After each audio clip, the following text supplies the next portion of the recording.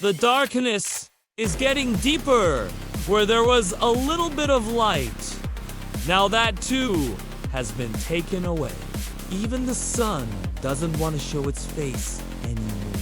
In this part of the country, days are dark and long.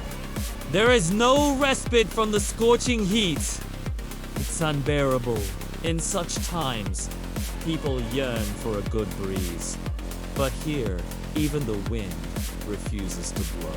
The entire region is suffocating under the weight of corruption and injustice.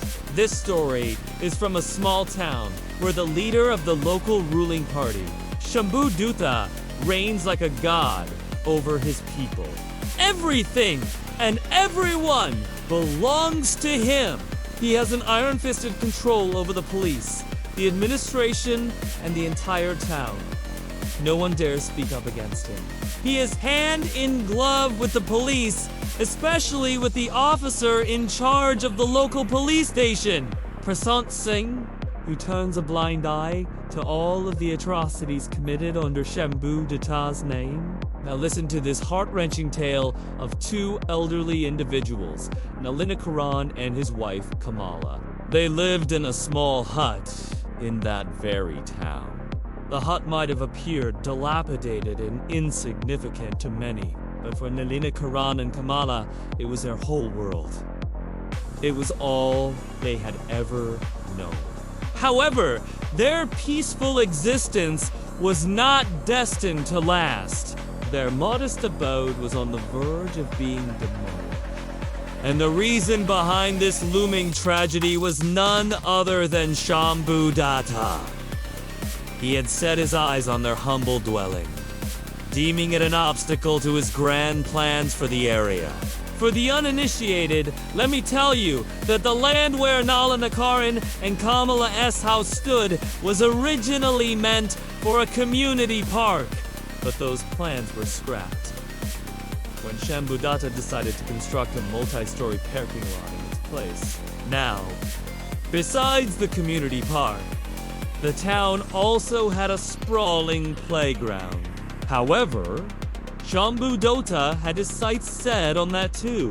He intended to build a commercial complex there. Unfortunately, the project did not materialize due to a lack of funds. Undeterred, he turned his attention to smaller targets, one of which was the tiny plot of land where Nalini Karan and Kamala resided. But why did he need their land so badly? Well, the answer lies in Shambhu Datta's own house. On one side of his residence stood a towering multi-story building that housed government offices. Right across from it was a vast playground. In between these two structures lay Nalin and Kamala's small house, and Shambhu Datta wanted to demolish it so that he could connect his house directly to the playground. If you look at it from a distance, it would appear as if he wanted to cut the nose off the face of his own house. But to him, it didn't matter. Nothing mattered more than his insatiable greed. And so he embarked on demolishing the house of Nalina Karan and Kamala, treating it as if it held some great strategic importance. Shambhu Datta didn't just order the demolition of their house. He also made sure to destroy their vegetable garden. Day and night, his men were on the prowl, seizing every vegetable they laid their hands on. Even the green chilies growing in the garden were not spared. It was as if Shambhu Datta wanted to annihilate every last trace of life on that land. This went on for 3 long days. Nalin and Kamala couldn't take it anymore. They were tired of their vegetables being stolen. So they decided to visit the local police station and file a complaint. Who would listen to them anyway? They wondered who would stand up for them in this town. Still, they had to try. When they reached the police station, they found the officer in charge, OC Prasant Singh, lounging casually in his chair. It looked as though he was enjoying his afternoon siesta. Perhaps he was taking a break from chasing criminals or bringing the bad guys to justice. Who knows? All we can say is that he did unseem to have any urgent police business to attend to. Nalinakoran cleared his throat and said, "Honorable sir, we have a complaint." O.C. Prashant raised his head slightly and asked with a lazy drawl, "What is it?" Nalinakoran replied, "Our vegetables are being stolen. We don't know who is doing it. It must be someone from the neighborhood." At this, O.C. Prashant burst out laughing. His laughter echoed through the entire police station.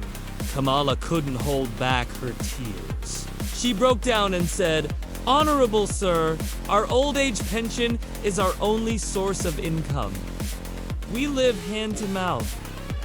Please help us." As she spoke, her voice trembled with emotion. How could these poor souls think that the police would help them? O.C. Prashant interrupted her. "Listen, old woman, you better get your facts straight. Don't assume that every complaint will receive our attention. You know nothing about how things work around here. Do you think the police have nothing better to do than entertain every Tom, Dick, and Harry? Think again. We deal with real problems, not petty issues like stolen vegetables. Your case is not our concern." "But honorable sir," Kamala pleaded, "we don't have much. Those vegetables are our sustenance.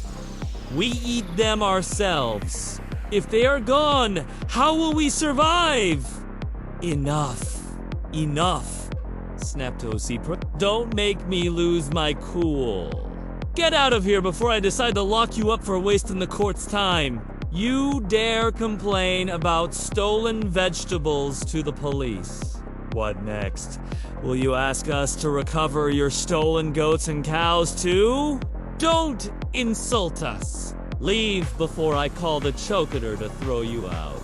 Hearing this, Kamala felt as though the world had crumbled beneath her feet. Her frail body trembled with fear and despair. She reached out to support herself on the nearest chair, but her hand froze midair. No one dared touch her. Suddenly, Nalinakoran stepped forward, his eyes blazing with anger and determination. He clenched his fists, ready to confront the corrupt cop. However, something in Nalanchandra's tone made him uneasy, like a premonition of danger lurking around the corner. As the old couple left the police station, O.C. Prashant let out a sigh of relief. With their departure, the office descended into silence once again. For a moment, the weight of his own power seemed to press down on him, making him question the consequences of his unchecked authority. But it was just a fleeting feeling. Soon enough, the echoes of his laughter reverberated once again within the four walls of the police station, drowning out any lingering doubts or fears. Meanwhile, Nalanchan and Kamala had returned home, their hearts heavy with despair. Each step they took seemed to weigh them down, mirroring the crushing disappointment that filled their souls. As they stepped inside their home, the familiar surroundings offered little solace. The walls that had witnessed countless moments of their lives now seemed to mock them, amplifying the hollowness that had taken root in their hearts. Kamala rushed to Nalanikar inside, her touch gentle yet firm, as if trying to ground him to reality. "He wants us to leave this house, Kamala," he murmured, his voice heavy with defeat. Prashant sings threatenings. "It seems our only option now is to abandon our home." Kamala felt her own strength ebbing away, her knees threatening to buckle under the weight of the news. But she knew that she had to be strong, not just for herself, but for Nalancharan as well. Years of living in poverty had forged an unbreakable bond between them. They had faced countless hardships together, and their love and respect for each other had only grown stronger with time. As the sun began its slow descent, casting long shadows across the room, the weight of their impending eviction pressed down on them.